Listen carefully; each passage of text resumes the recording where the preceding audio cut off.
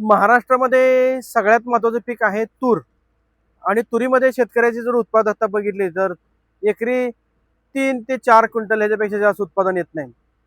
परंतु एआय तंत्रज्ञानाचा वापर करून आपण गोदावरी तूर आणि एआय तंत्रज्ञान या दोन्हीचा संगम करून कृषी विज्ञान केंद्र बारामतीमध्ये एकरी लागण पिकाचे 20 क्विंटल उत्पादन आणि त्याचाच जर खोडावा धरला तर लागण नंतर खोडवा 3 महिन्यामध्ये एकूण खोडव्याचं 15 क्विंटल म्हणजे 20 + 15 35 क्विंटल उत्पादन आपण तुरीचं घेऊ शकतो.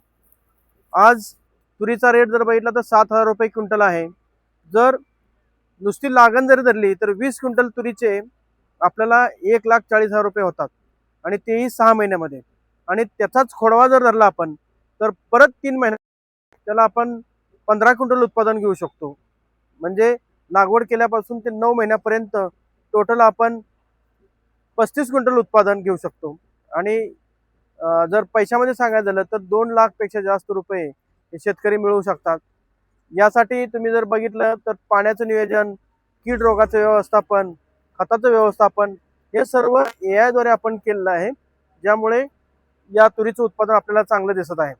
इथं जर तुम्ही तुरीच्या शेंगा मोजल्या तर एका झाडाला जवळपास 2,500 शेंगा लागलेल्या आहेत, जे नॉर्मल शेतकऱ्यांमध्ये 300-400 शेंगापेक्षा जास्त शेंगा लागत त्याचा विस्तारलेला आहे. तर येत्या 17 ते 24 जानेवारीला शेतकऱ्यांनी इथे यावं आणि तुरीच्या पिकाच्या विषयी माहिती घ्यावी अशी मी त्यांना आवाहन करतो.